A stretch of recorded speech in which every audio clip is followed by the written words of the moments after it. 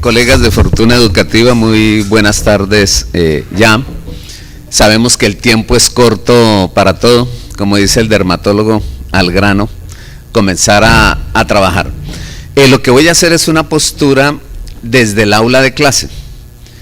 O sea, no lo voy a tomar desde la dirección, ni desde el Estado, ni los ministerios, sino en el trabajo que se hace del aula de clase, cómo comprender el problema y comprendiendo el problema, cómo proponer alguna alternativa de solución a futuro. La tarea fundamental que vamos a trabajar es esta, es la evolución de los roles en los procesos de enseñanza. De pronto me dicen buenos días, señor instructor. De pronto me dicen buenos días, profesor. Buenos días, maestro. Buenos días, docente. Buenos días, educador. Ahora me dicen mediador. ¿Todo eso es lo mismo? Entonces la idea mía fue pedagógicamente cómo discriminar los roles, hacer un estudio progresivo desde que aparece la pedagogía y aparece la didáctica, ubicarlo temporalmente por lo menos en el último siglo, el siglo XX, y mirar de cara al siglo XXI hacia dónde deben ir las cosas, porque aquel que no conoce la historia está destinado a repetirla.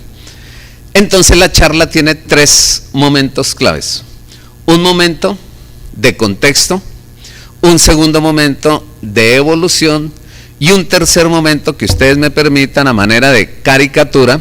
El doctor lo hizo y lo hizo a través de películas y videos, cómo poder entender esos roles para poder comprender cómo de un modelo que empezó en el siglo pasado, nos ponen a trabajar en un modelo que está empezando en este siglo, en países que durante 100 años hicimos lo mismo, de la misma forma durante todos los días, con el sistema TTS, tiza, tablero y saliva. Y por eso yo pedí que paralelo a la tecnología me pusieran un tablero para yo trabajar con el sistema 1903 en Colombia, modelos que se heredaron y que los guardamos en modelos pedagógicos y que hasta ahora estamos empezando a comprenderlos para poderlos modificar. Entonces vamos a hacer un análisis sencillo que es el siguiente. Primero ¿no les tapa la imagen allá a los que están allá? ¿Sigue tapándoles?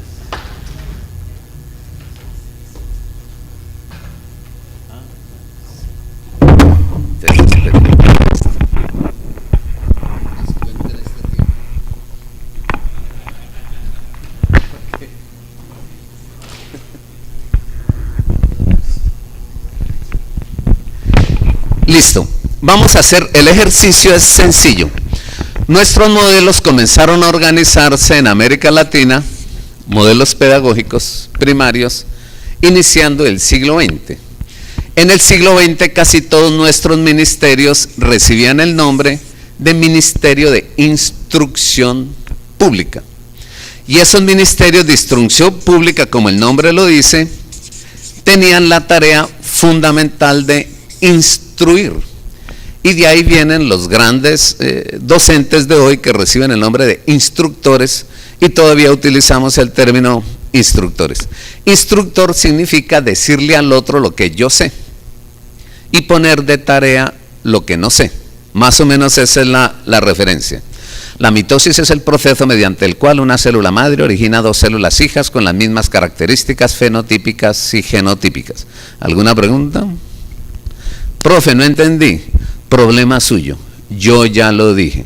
Yo gano lo mismo si usted aprende o no aprende, entiende o no entiende. A mí la tarea que me pusieron fue decir lo que yo sé. Si miramos los artículos de las leyes generales de nuestros países, casi todos concuerdan en lo siguiente: que se entendía por educación el proceso de transmisión de la cultura. Y se entendía por transmisión de la cultura la enseñanza de las ciencias, las artes y los oficios, y esa fue la tarea que nos pusieron. Enseñar ciencias naturales, ciencias sociales, ciencias de la lengua, el lenguaje y la comunicación, ciencias de la matemática, artes plásticas, artes escénicas y oficios. Y los oficios estaban relacionados con las tareas de la sociedad: talabartería, puericultura, carpintería. O sea, así se formaron nuestros sistemas educativos. Hoy se sabe que la cultura no se transmite, hoy la cultura se construye. Hoy ningún niño y ningún adolescente quiere parecerse a sus padres. Hoy son los padres y madres los que se disfrazan de niños y de adolescentes. Es decir, algo está ocurriendo. En cambio hoy, iniciando el siglo XXI, nosotros en América Latina somos ministerios de educación nacional.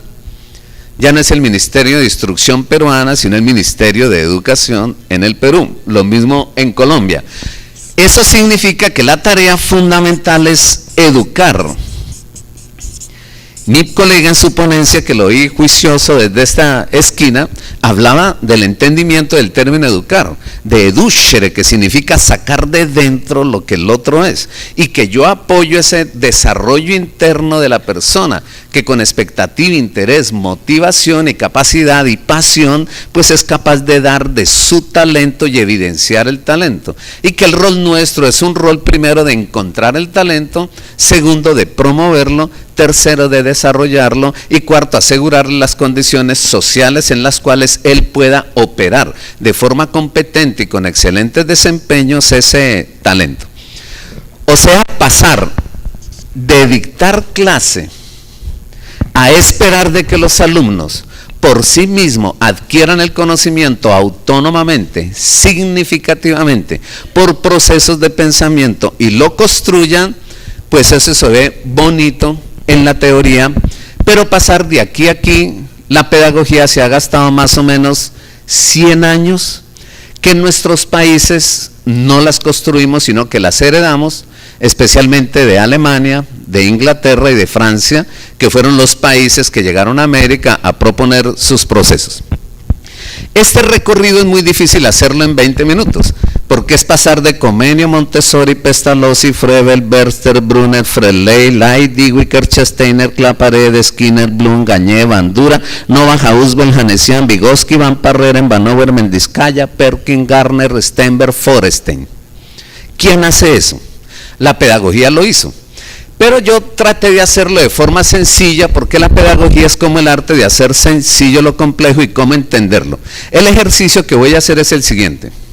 Giovanni, ¿en qué verbo sintetizaría usted la palabra, no, con un verbo, la acción que le pusieron a la persona que enseña y la acción que le pusieron a la persona que aprende, para establecer esa relación a través de esa tarea y con esa relación comprender el perfil, que hoy es un perfil real de lo que pasó, para poder soñar con el perfil ideal de lo que nos espera?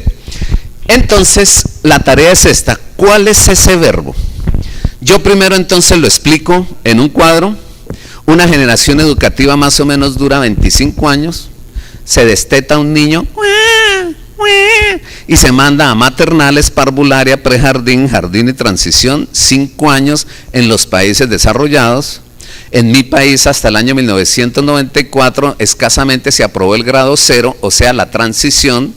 O sea, los niños no reciben aprestamientos ni motrices, ni sociales, ni afectivos, ni cognitivos, sino que entramos a las escuelas a aprender a leer y escribir y aprender matemáticas y sociales. Pero no teníamos el espacio propicio para desarrollar en nosotros esas propias condiciones. Después viene la primaria. En algunos países 5 años, en otros 6, ya van 12. Después viene la secundaria más la media, en algunos países 6, en otros 7, ya van en promedio 18 años, 5 años de una carrera profesional de pregrado, 23, y 2 años de una especialización o una maestría. O sea que una persona en 25 años refleja su desarrollo como ser humano desde niño hasta llegar a ser profesional.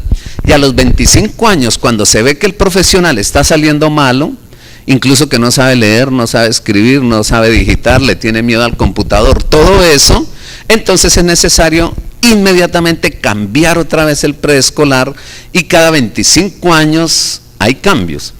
Nosotros estamos pasando a hacer un cambio sin haber pasado por los 4 cambios que es necesario hacer. Queremos salir de 1900 y pasar al 2000 sin hacer las transiciones simplemente por generación espontánea. Si esto lo entendemos, podríamos mirar entonces qué hacer en corto tiempo para recuperar lo que no hicimos en mucho tiempo. Entonces vamos a mirar la evolución de los roles. Esta evolución de los roles va a funcionar así. Primero voy a explicar de forma sencilla, pero después más sencillo.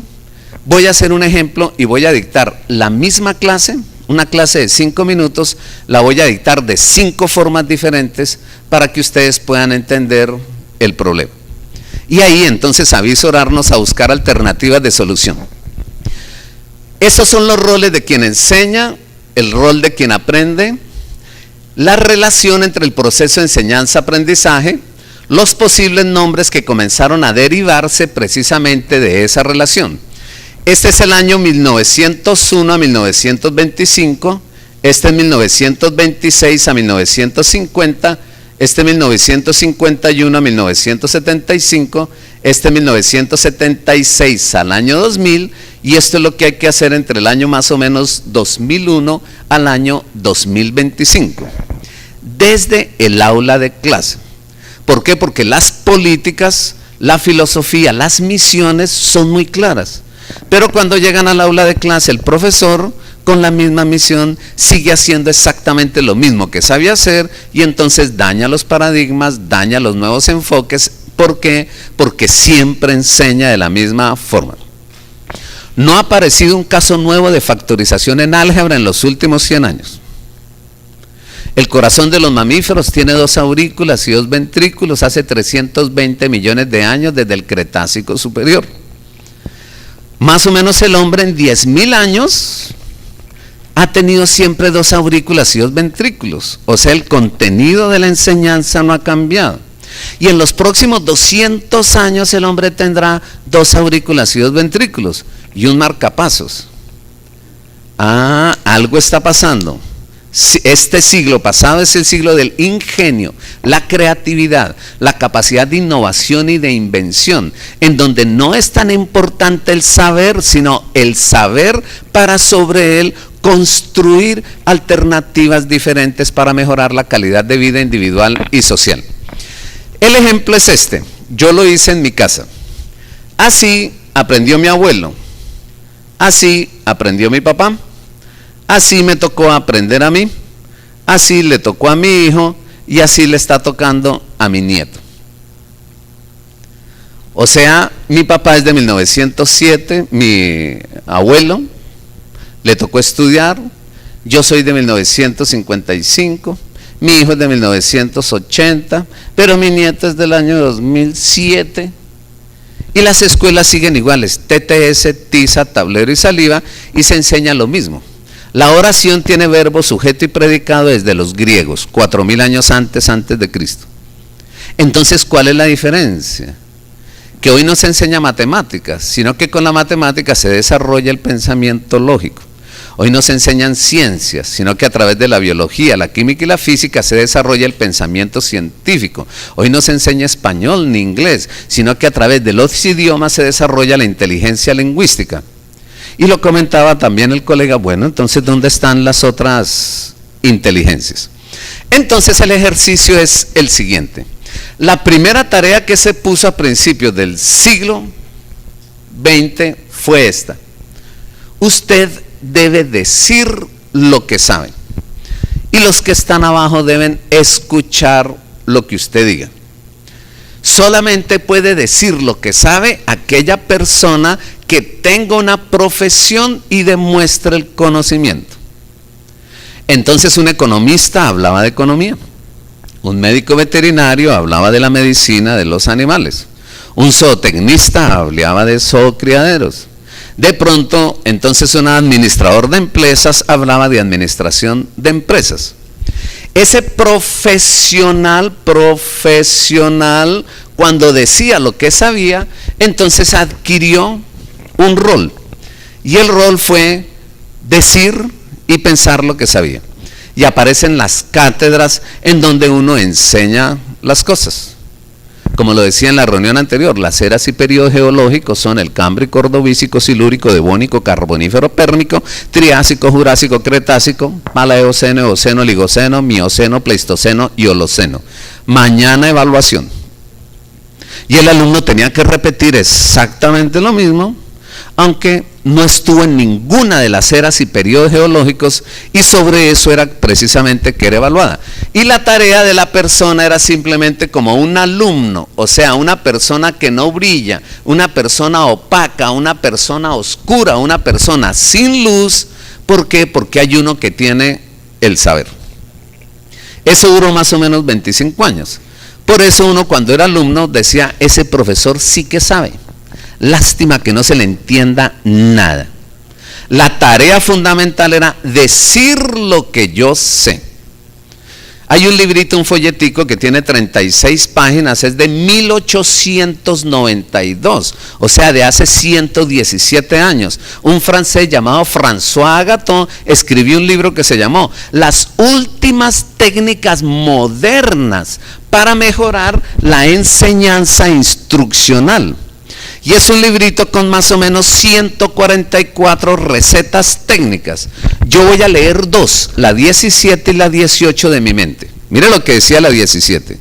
El instructor debe enseñar lo que sabe. Lo que no sabe debe ponerlo de tarea. Mire lo que decía la 18. Señor instructor, si algún alumno le hace una pregunta de algo que usted no tenga la respuesta, no se preocupe, devuélvale la pregunta al estudiante que se la hizo. Si el estudiante que le hizo la pregunta no hizo la pregunta capciosamente, sino en realidad porque no tiene la respuesta y usted tampoco la tiene, póngale esa pregunta a los compañeros de clase. Punto seguido. Si ningún compañero de clase tiene la respuesta, 2 puntos entre comillas, ya sabe cuál es la tarea que usted debe asignar. Voy a cantar el himno nacional de mi país. Oh, gloria inmarcesible. Profesor, ¿qué, mi amor? ¿Qué es inmarcesible? ¿Tú qué crees que es? A ver, tú que me haces la pregunta, ¿tú qué crees que es? No, profe, yo no sé, por eso le pregunto. ¿Alguno de ustedes le puede ayudar a esta bestia que a estas alturas de la vida no sabe qué es inmarcesible? No, profe, no sabemos. Tarea. ¿Qué es inmarcesible? Y al otro día en Colombia, más o menos de cada 100 estudiantes, 12 nunca hacen tareas. 12 hacen tareas. Y 76 copian las tareas de los 12 que hacen tareas. Si el grupo es de 50, solamente 6 hacen tareas. Si el grupo es de 25 alumnos, solamente 3 hacen tareas. Y hay uno de los 3 que hizo la tarea. Profesor, inmarcesible significa inmarchitable. ¿Será? ¿Cómo corrijo si puse de tarea lo que no sabía? Ah, venga, voy a revisar a Quiroga, que ese alumno también es bueno. Y Quiroga dijo que inmarcesible es que no muere, no se acaba, no perece, no fenece. ¿Será? ¿Al fin qué es? Lo mejor, no corregir las tareas. Y uno devuelve las tareas sin corregirlas o mal corregidas. Profe, yo hice la tarea igualito a Quiroga. A él le puso 20 y a mí me puso 4. Llame a Quiroga para bajarle de 20 a 4. Y el problema está resuelto. En vez de uno empezar a leer y a capacitarse. Los pedagogos se hicieron una pregunta muy sencilla. Todo lo que les hemos dicho y nos han escuchado, la gran mayoría no lo ha entendido. Entonces vienen 2 posturas. Problema de ellos. A mí me pagan por decir lo que sé. Y otro grupo de pedagogos dice, no, asegurémonos que por lo menos nos entiendan. Cuando se dijo asegurémonos que por lo menos no se entiendan, se sospechó que había que construir una escuela para enseñar a que nos entendieran. Y empiezan a aparecer en América Latina las escuelas normales y empiezan a aparecer las facultades de educación. En mi país la primera normal es más o menos del año 1932 y la primera facultad de educación de 1936. O sea que en el mundo latinoamericano casi durante 40 años se nos dijo el saber, pero nadie se preocupó porque la persona que escuchaba pudiera entender. Entonces el verbo que yo pongo que resume eso es explicar. ¿Qué significa explicar? Que usted debe asegurarse con unas técnicas especiales de que lo que usted está diciendo, la otra persona lo está entendiendo. Por eso en esa época empieza a aparecer el término currículum, que significa organice los conocimientos desde lo sencillo a lo complejo. Llévelo de forma secuencial, progresiva y acumulativa. Asegúrese que la persona tenga las condiciones especiales para poder entender.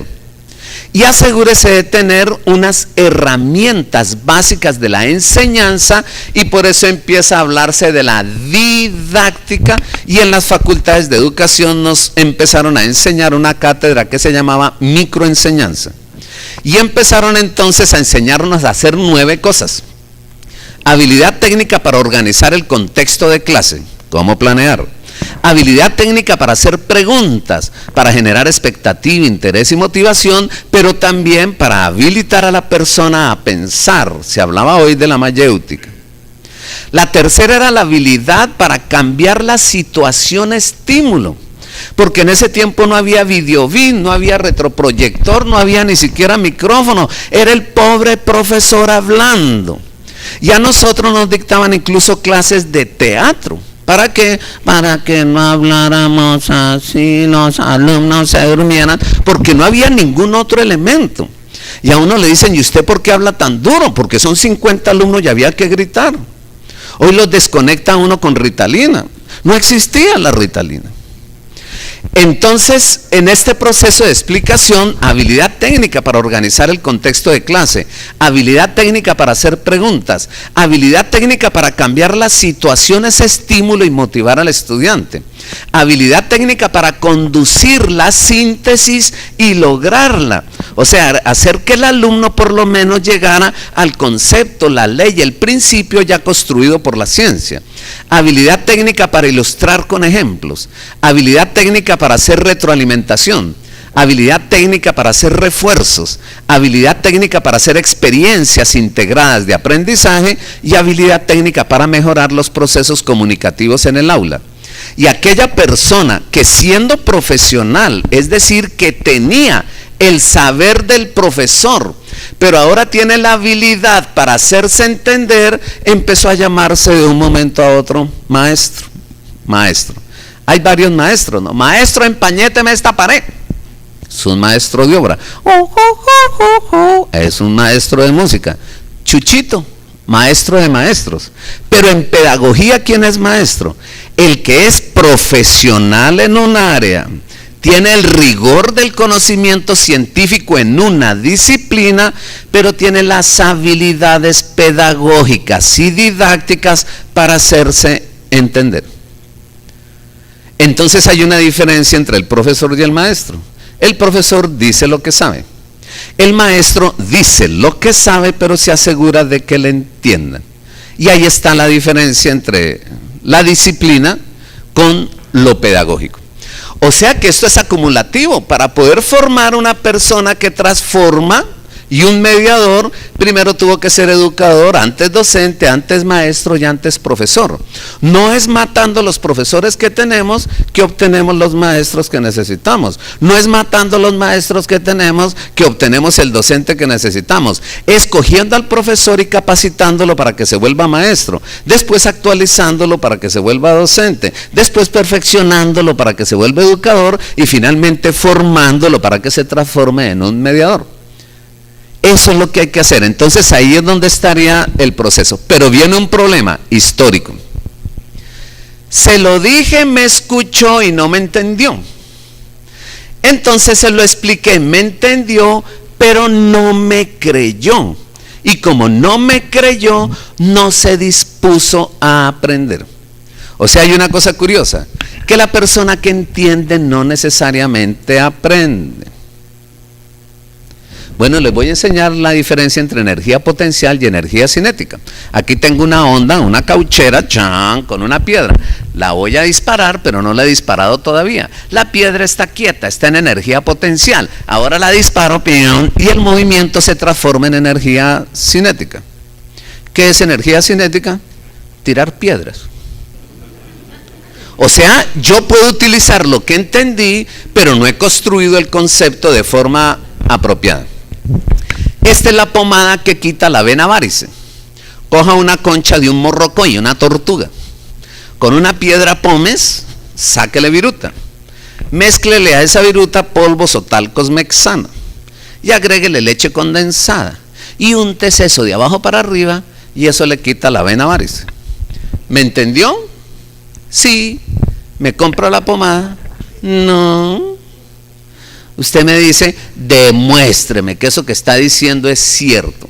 Ahí vienen los grandes cambios y por eso más o menos con esta palabra de demuéstreme, todo lo que antes se llamaba ciencia ficción adquirió el método para convertirlo hoy en robótica, cibernética, telemática, informática, biotrónica, mecatrónica. Es decir, aquello que estaba en la mente encontró los métodos fácticos para poder transformar ese conocimiento.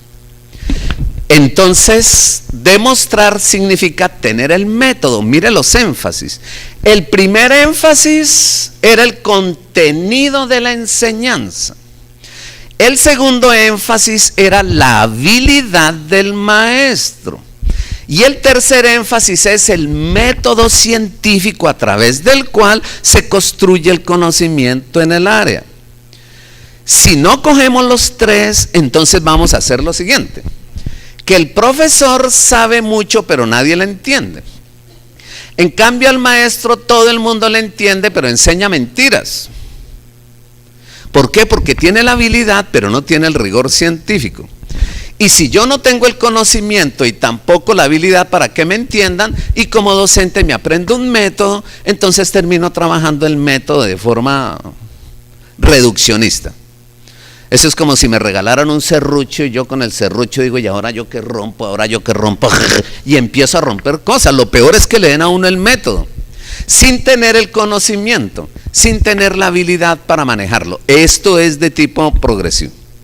Pero mire lo que ocurre. Entonces, el que tiene el conocimiento riguroso, se hace entender hábilmente y fuera de eso es capaz de demostrar porque tiene el método, su categoría comienza a subir y es docente, docere, está más ligado al docto, conocimiento más metodología. Pero mire lo que ocurrió, se lo dije y me escuchó pero no entendió.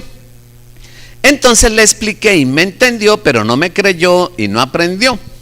Entonces le demostré y aprendió, pero no sabe hacer nada con lo aprendido. Los elementos de la tabla periódica son hidrógeno, litio, sodio, potasio, ruido, cesio y francio, berilio, magnesio, calcio, estroncio, bario y radio. ¿Y por qué el calcio está en el segundo grupo? Ahí lo puso Mendeleev. ¿Y usted qué haría con ese calcio? Ahí lo puso Mendeleev. ¿Y para qué le sirve el calcio? Ahí lo puso Mendeleev. Mendeleev lo puso ahí, pregúntele a él. Lástima que él ya se haya muerto. O sea que aquí empieza a haber un problema cerrando el siglo anterior, que todo lo que estamos aprendiendo no es pertinente, lo decía ahorita el rector de la Universidad Tecnológica del Perú, no es pertinente. Currículos inflamados, curriculitis, inflamación del currículo, muchas áreas que nadie entiende, que nadie aprende y que por lo general no sirven para nada. Entonces la cuarta tarea del siglo anterior fue construir. ¿Qué es construir? Poner en evidencia que estos conocimientos aprendidos en situaciones problemáticas puedan ser aplicados, transferidos y con experimentación, demostración, comprobación, verificación nos permitan resolver algún tipo de problema. Entonces la categoría es distinta. Tengo el saber del profesor, la habilidad de enseñanza del maestro, el método del docente y ahora tengo la capacidad de crear espacios dinámicos de formación, momentos, eventos, situaciones alternativas, procesos, proyectos para la práctica de ese conocimiento. Pero viene el último problema. Se lo dije, me escuchó y no entendió. Le expliqué, me entendió y no me creyó y no aprendió. Le demostré y aprendió, pero no supo hacer nada con lo aprendido. Y le enseñé a hacer algo con lo aprendido. Lástima que lo que le enseñé a hacer no le sirve para nada. le enseñé a hacer zapatos en un pueblo que nadie tiene pies. Otro problema del currículo. Entonces mire una cosa, todo lo que uno escucha se le olvida, todo lo que uno ve lo recuerda, pero todo lo que uno hace lo aprende. Todo lo que uno descubre lo aprende significativamente, pero todo lo que le permite la posibilidad de mejorar su calidad de vida individual y la calidad de vida social lo transforma. Yo voy entonces ahora sí con una síntesis para terminar a hacer la evidencia de este proceso. Para eso voy a hacer un ejemplito sencillo. Usted, esa imagen se va a quedar ahí y después muestro dos modelos, el primero y el último, y voy a mirar en dónde están los problemas y qué se podría hacer. En Colombia había un maestro muy famoso que era el maestro José de Recasens. Tenía más o menos 78 años e iba a la universidad. Ya había sido pensionado, antes se pensionaba a los 55 años. O sea, este hombre llevaba 23 años dictando clase gratis solo por amor. Incluso caminaba así por los pasillos. Pero él llegaba al aula de clase y al mismo que entraba, el hombre se inflaba, se levantaba, los ojos le brillaban y aparecía una sonrisa en su cara y empezaba una clase fascinante. No tenía sino 9 alumnos, 10 alumnos matriculados, pero las clases nunca bajaban de 200 o 300 y así como él iba gratis, todos los estudiantes querían entrar a esas clases. Cosa curiosa que cuando uno la cobra, posiblemente está haciendo algo malo. Pero cuando uno la disfruta, posiblemente está haciendo algo bueno y ya le pagaron. ¿Cómo le pagaron? Permitiéndole disfrutar. Entonces voy a decir un ejemplo sencillo. Ejemplo. Entra a clase, mira a todos sus estudiantes y se pone feliz y dice: queridos estudiantes, hoy vamos a ver un capítulo hermoso de la química orgánica. Hoy vamos a hablar de los azúcares. Los azúcares son todos esos compuestos orgánicos que terminan en osa. Maltosa, glucosa, celulosa, fructuosa, sumosa sería un azúcar. Profesor Recasens, ¿qué? Y rosa, rosa sería un azúcar, termina en osa. Lo importante es que sea un compuesto orgánico. ¿Y por qué le dan esa terminación? Todos los compuestos orgánicos e inorgánicos tienen terminaciones especiales. ¿Para qué? Para que nosotros los químicos identifiquemos qué función química corresponde. Por ejemplo, los alcoholes terminan en ol: metanol, etanol, propanol, butanol, silnol, fenol, alfa-naftol. Todo lo que termina en ol es alcohol. Entonces, cuando uno grita gol, por eso es que todos están borrachos en los estadios. Mire lo tranquilo que era el maestro. Permitía incluso el pensamiento divergente y la locura, y él gozaba precisamente sus clases. Y sus clases eran ricas por eso. Doctor Recasens, y la dextrosa termina en osa, es un azúcar. Pero la dextrosa, ¿acaso no es un suero salino que le ponen a uno cuando uno se está deshidratando? Sí, es un suero salino, pero es un azúcar. El problema es que uno cree que los azúcares son dulces y solamente el 3% de los azúcares son dulces. Por eso nosotros los químicos no le damos el nombre de azúcar, sino que apréndanse desde ahora, se les da el nombre de carbohidratos. Esa va a ser mi clase de hoy, queridos estudiantes. Tengo un ligero resentimiento, me quieren pensionar a la fuerza, y un rector famoso que fue ministro, el doctor Rudolf Holmes, en aras de pensionarlo para que él descansara, le quitó la cátedra y no vivió sino 2 días más. Su vida era su aula y su cátedra. Entonces imagínese que él va a dictar la clase de carbohidratos y ¡pum!, le dio un infarto y se murió. Se murió el doctor Recasens, y ahora ¿por quién lo reemplazamos? ¿Quién irá a dictar la clase de carbohidratos? ¿Y ahora qué hacemos? Pues busquemos una persona. ¿Y qué hacemos? Establezcamos un perfil. ¿Y cuál es el perfil? Hagamos una cosa: como él iba a dictar la clase de carbohidratos, pongámosle a dictar la clase de carbohidratos. Y al que mejor la dicte, lo contratamos. Y se presentan 5 por esa plaza: un profesor, un maestro, un docente, un educador y un mediador. Y usted me va a decir a quién contrataría. ¿Estamos? Y yo voy a dictar la misma clase. Primero entra el profesor. Los carbohidratos son polisacáridos de elevado peso molecular constituidos de micromoléculas de monosacáridos. ¿Alguna pregunta? Profe, no entendí. ¿Qué no entendió? Nada desde el principio, profe. Concéntrese, le repito. Los carbohidratos son polisacáridos de elevado peso molecular constituidos de micromoléculas de monosacáridos. ¿Qué fue lo que no entendió? No, profe, hasta ahora no he entendido nada. Es que usted dijo lo mismo 2 veces. Mira, míreme la jeta, míreme la boca. Concéntrese, los carbohidratos son polisacáridos de elevado peso molecular, constituidos de micromoléculas de monosacáridos. ¿Usted es que es bruto? ¿Qué fue lo que no entendió? Ya entendí. Primera pregunta, ¿lo contrata? Sí, si todos son iguales. Ahí es donde va a haber la diferencia. O sea, ahorita va a empezar a darse cuenta que si hay alguien que subió de profesor a maestro, ya no se contrata al profesor.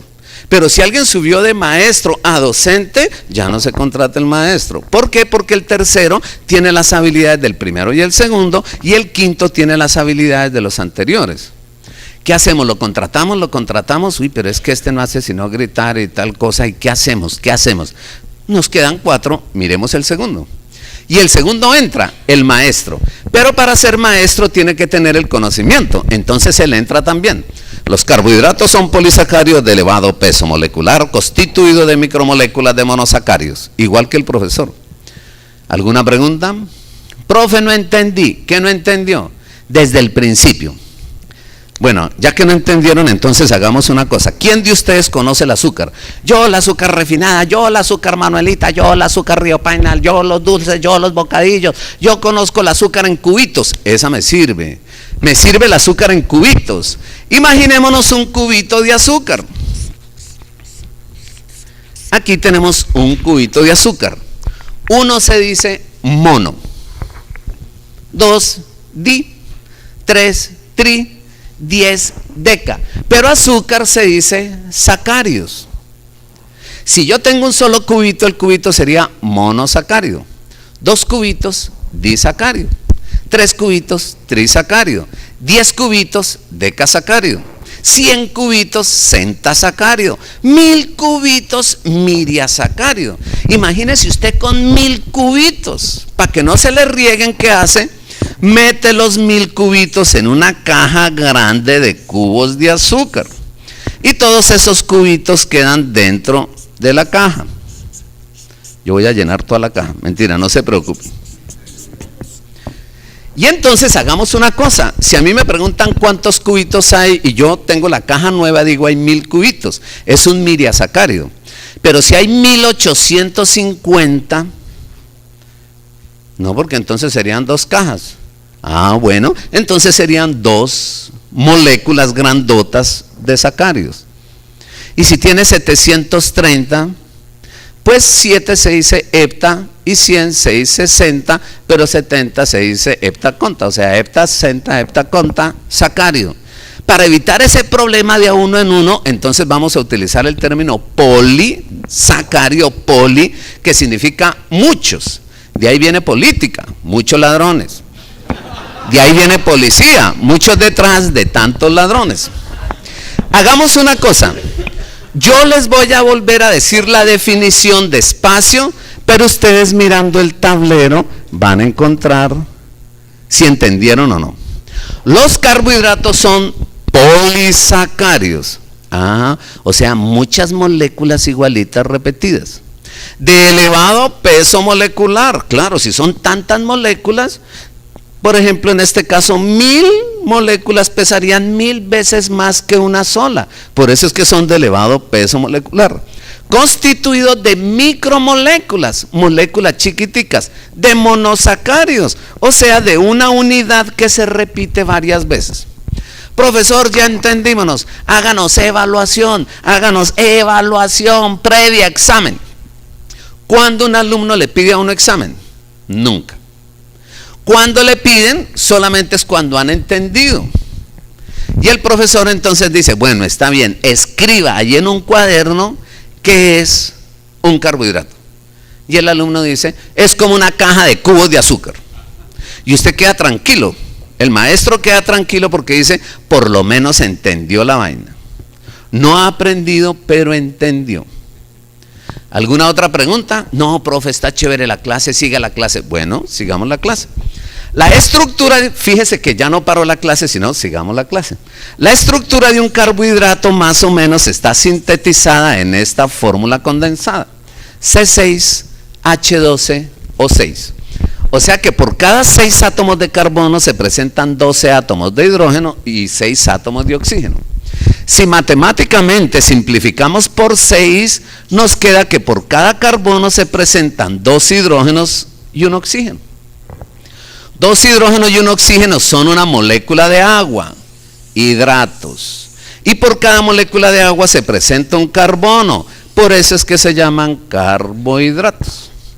Le apuesto que hasta hoy entendieron por qué se llamaban carbohidratos. Incluso los químicos, ni siquiera sabemos por qué le dieron el nombre de carbohidratos. Y por eso hacemos dietas de carbohidratos y nos ponen a jartar agua y a tomar agua como locos. Profe, pónganos otro ejemplo, no soy profe, soy maestro. Bueno, maestro, pónganos otro ejemplo que esto está como bueno. Bueno, aquí hay una mesa, esta mesa es hecha de madera. La madera se saca del tejido suberoso de las plantas, se extrae la lignina y queda la celulosa. Celulosa, osa. Profe, o sea que ahí en la madera hay carbonos. Sí, mijo, mínimo 6. O sea que allá hay hidrógenos. Sí, señor, mínimo 12. Muéstreme uno. Hasta ahí llegó el maestro. ¿Y ahora yo qué hago? ¿Cómo le muestro uno? Y ahí mismo los que están detrás mirando, ¿lo contratamos o no lo contratamos? Menos mal hay otros 3. ¿Ve el problema? Entonces, bueno, nosotros lo llamamos, es muy buena la clase, muy dinámica, los alumnos se divirtieron, entendieron todo, estaban aprendiendo, pero es que hay otros esperando. Usted ve que algo está como mal. Entra el tercero, y el tercero es el docente, y hace lo mismo. Los carbohidratos son polisacáridos de elevado peso molecular, constituidos de micromoléculas de monosacáridos. ¿Alguna pregunta? Profe, no entendí desde el principio. Bueno, ¿quién habla del azúcar? El azúcar Manuelita, el azúcar Río Paila, el azúcar en cubitos, el azúcar no sé qué, la melcocha, el azúcar en cubitos. Excelente. Y explica exactamente lo mismo. Profe, otro ejemplo que esto está como bueno, la madera es sacada del tejido suberoso de las plantas, se extrae la lignina y queda la celulosa, lulosa, osa. Profe, o sea que allá hay carbono, sí señor. O sea que allá hay hidrógeno, sí, mínimo 12. Muéstrenme uno. Mire una cosa, resulta que los átomos de hidrógeno no se ven, por eso son átomos. Yo no le puedo mostrar el átomo, pero sí le puedo demostrar que aquí hay átomos de hidrógeno. Sencillo, arrancamos una astilla de madera. Imagínense que esta es la astilla de madera. La llevamos al laboratorio, la quemamos, la prendemos, apagamos. Esto negrito que está aquí son las cenizas del carbono y estos vapores que van saliendo son los vapores de agua. Los químicos inventaron un condensador y ese condensador tiene un serpentín por dentro. Uno hace pasar los gases, refrigera y los gases pasan a estado líquido. Y aquí ya tengo en este tubo de ensayo el agua en estado líquido. Vamos al laboratorio de física. Allá hay un tubo que se llama el tubo de hidrólisis. De hidro, que significa agua, lisis, rompimiento de la molécula de agua. Incluso la persona que se lo inventó era una egoísta, dijo, ese tubo es mío, ese tubo es mío. Y tuvimos que ponerle el tubo de Hoffman. Vamos al laboratorio de física, metamos el agua en el tubo de Hoffman con el témolo y separemos el hidrógeno del oxígeno. Mire, por aquí ve el hidrógeno. Pongamos este tubo de ensayo invertido porque el hidrógeno pesa menos que el aire y sube, entonces dejemos que el hidrógeno suba. Y hagámosle una prueba de conburencia. Cogemos otra astilla, la prendemos, la apagamos y la dejamos en ignición al rojo. Si yo la meto por aquí y se prende, es que es oxígeno. Pero si yo la meto por aquí y suena, es que es hidrógeno. Chan, chan, chan. Hidrógeno. Y el alumno dice, ese señor tiene la certeza, la evidencia y la confiabilidad en que lo que está enseñando es cierto. En cambio, ¿cómo contesta el profesor? El primero, profe, entonces ¿hay allí hidrógenos? Muéstrenme uno. ¿Qué? ¿Usted acaso ha visto hidrógenos en la vida? ¿Cree que yo los he visto también? Si usted los ha visto, dicte la clase usted. A ver, dicte la clase usted. Deje de hacer preguntas estúpidas y no vuelva a mi clase hasta que no me traiga un hidrógeno. O sea, no vuelva nunca. Pero ¿cómo contesta el maestro? Profe, ¿allá hay hidrógenos? Sí, señor, muéstreme uno. Vea, hombre, fe es creer lo que no vemos porque Dios lo ha revelado. ¿Quién dijo que todos los científicos teníamos que tener el método y el conocimiento y demostrarlo? Para eso están los científicos. Ellos escriben los libros y yo leo de los libros y ahí entiendo. Si no me creen, abran la química orgánica de Solomon, que es el texto guía, capítulo 19, página 312, tercer párrafo, segundo renglón. Lea ya, Francesco. La madera es un carbohidrato que tiene carbono, hidrógeno y oxígeno. ¿Qué le dije? Si usted no le cree a Solomon, que es el autor del libro, ¿para qué se preocupa en creerme a mí? ¿Alguna otra pregunta? Mire la diferencia, que el docente tiene el saber. Se hizo entender como el maestro, pero curiosamente tiene el método para demostrar, comprobar y verificar. Desde ahí a las universidades se les puso la tarea de la investigación. Antes no venía sino la tarea de la docencia y de la transmisión del conocimiento. Y después de las habilidades del maestro. Ya se va a acabar el tiempo. Pasemos entonces al tercero. Tananana, ya estamos en el tercero. Sí, estamos en el tercero. Se desconcentra uno cuando es. Pasemos entonces al cuarto. Esta persona yo la puedo contratar. ¿Por qué? Porque dice, ahí está el método. Y ahí mismo que hice eso, entonces digo, ¿ya podemos pasar a otro tema? Sí. Empecemos entonces a ver lípidos. Y uno se hace la pregunta, bueno, ¿y se aprendió eso?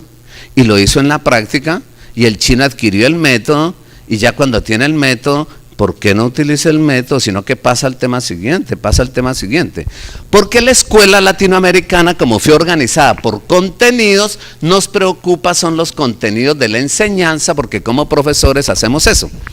Por ejemplo, en Perú se aprueba con 12 sobre 20.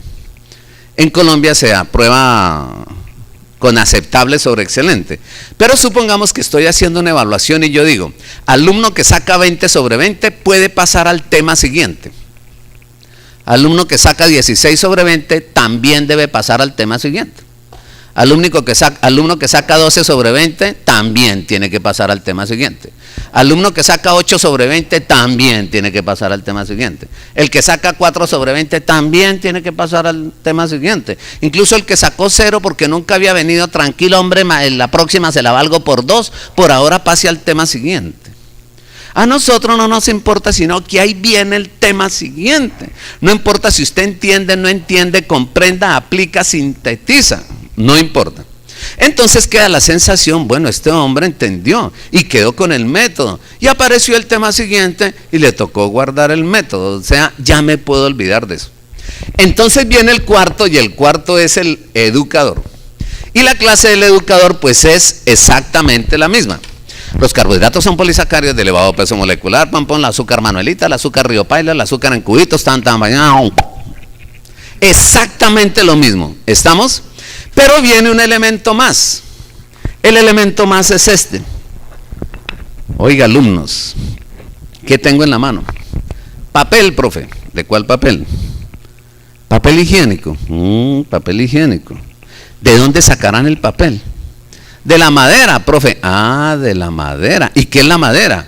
Un carbohidrato. ¿Y qué es un carbohidrato? Un polisacárido elevado a peso molecular constituido de micromoléculas de monosacáridos. Bien, se lo grabaron de memoria.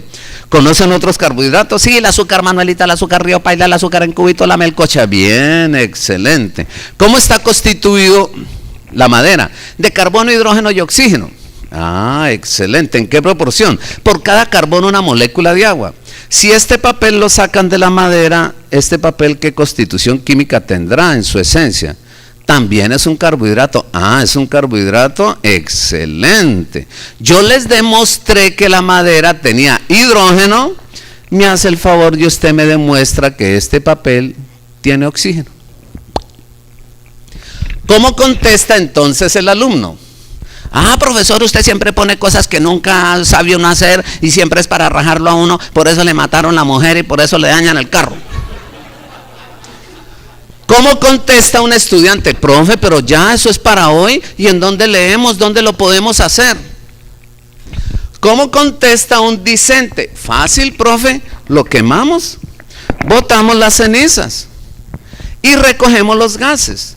Los metemos en un condensador y los pasamos a estado líquido y los metemos en un tubo de Hoffman.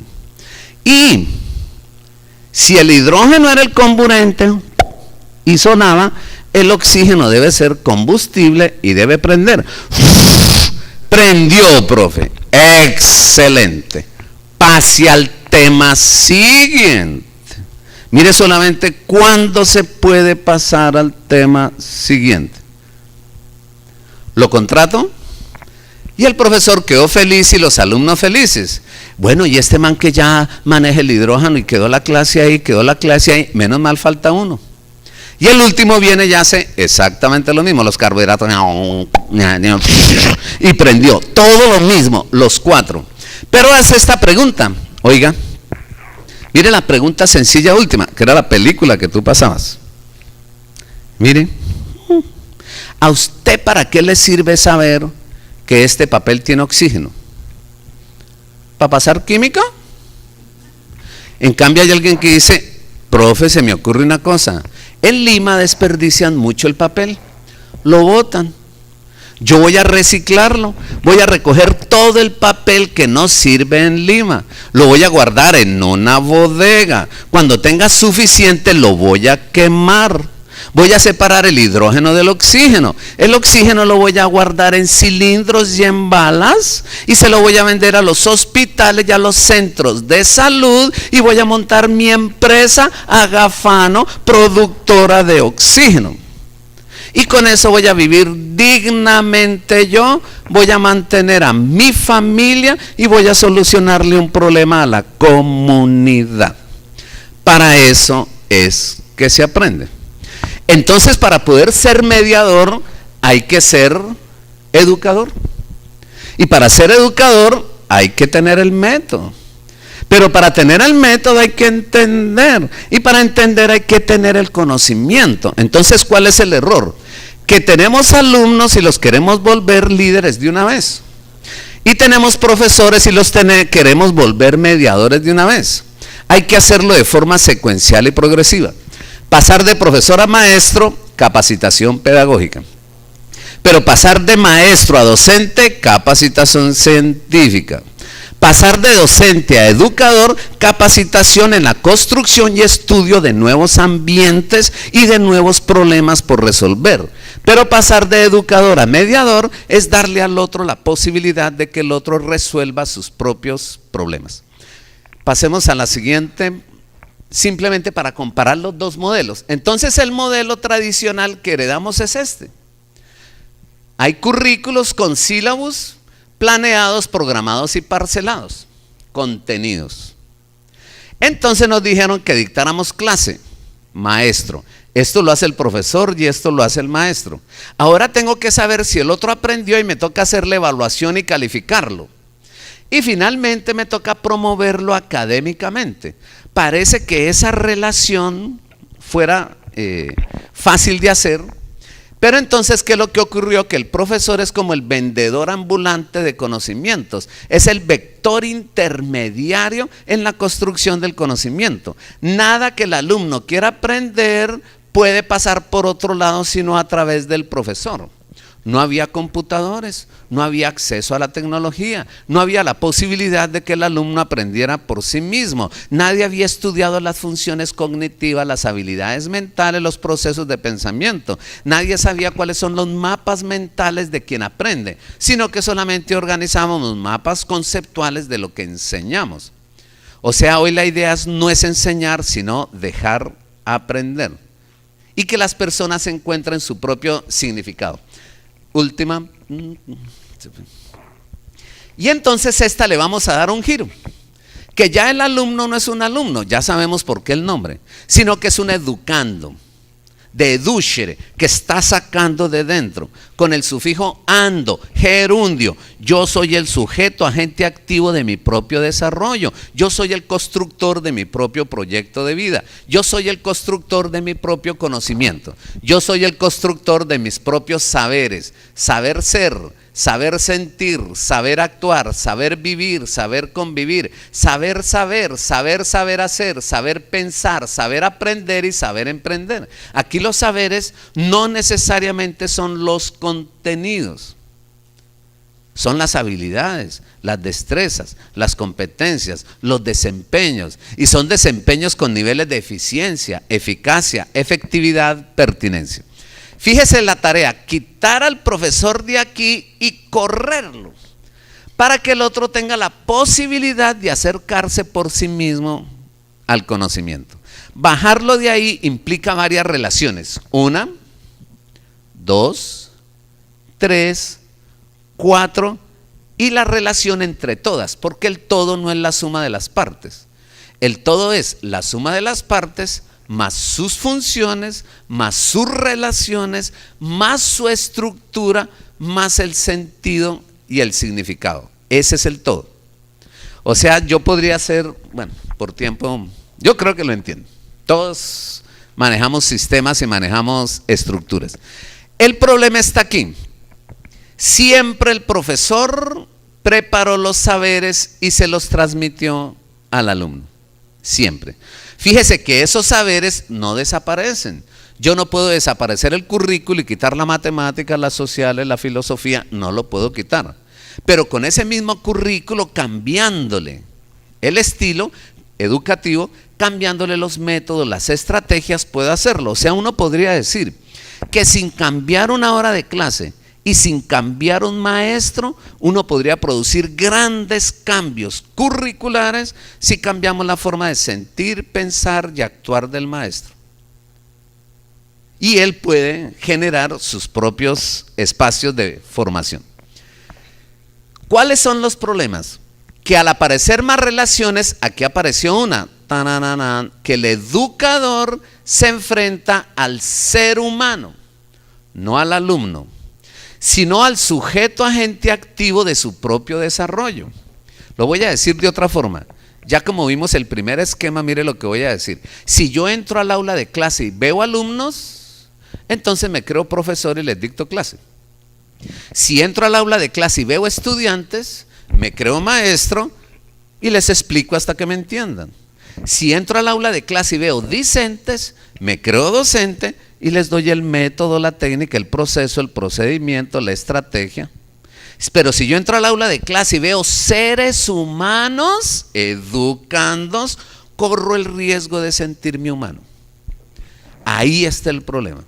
Y si yo corro el riesgo de sentirme humano, es que valoro a quien aprende en su ser, pero también en su pensar, también en su actuar.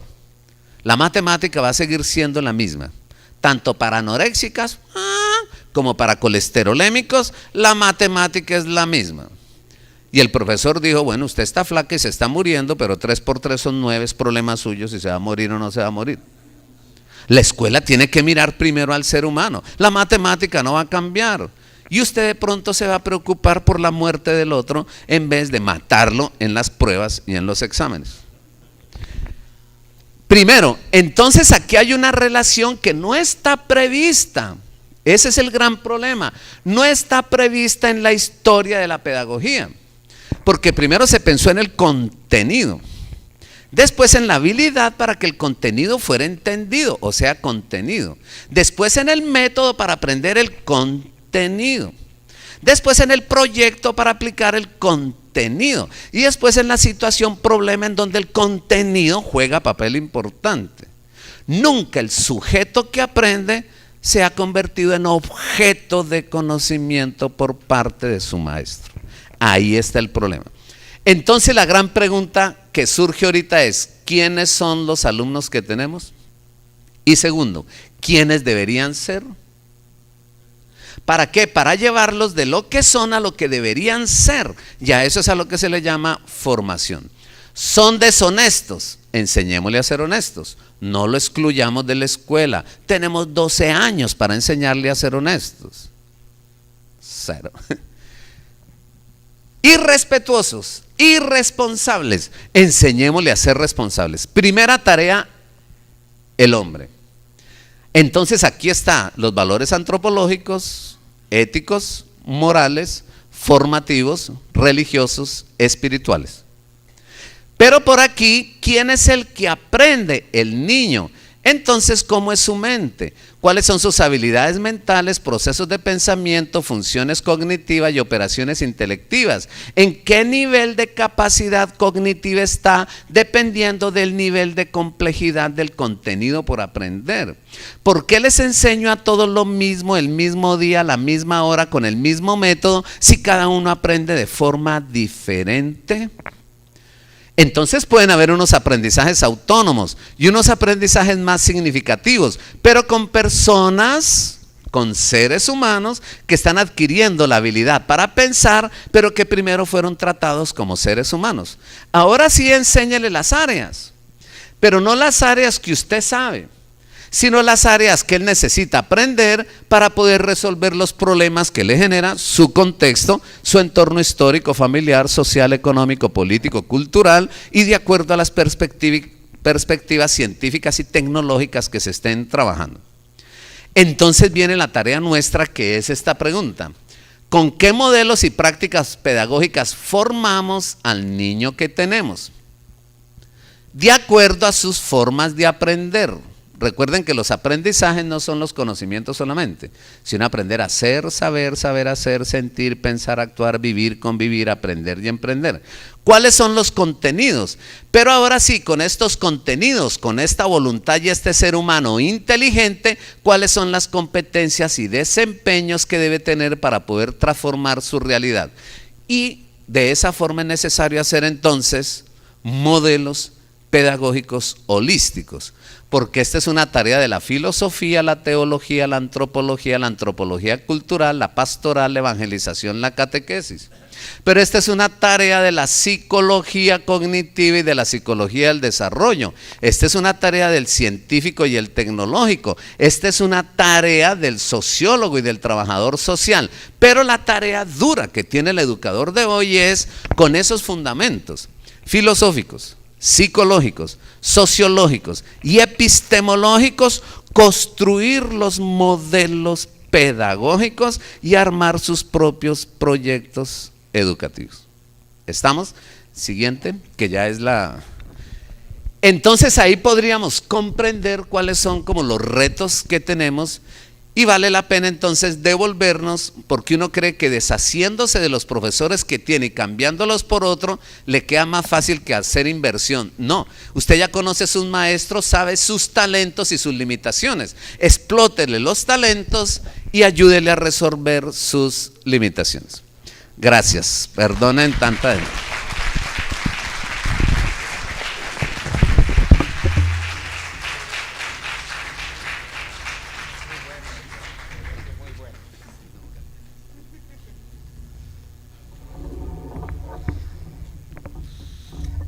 Él es el doctor Giovanni Gianfrancesco, nuestro director de Colombia.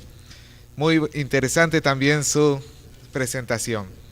Bien, damas y caballeros, esto ha sido los temas presentados en esta primera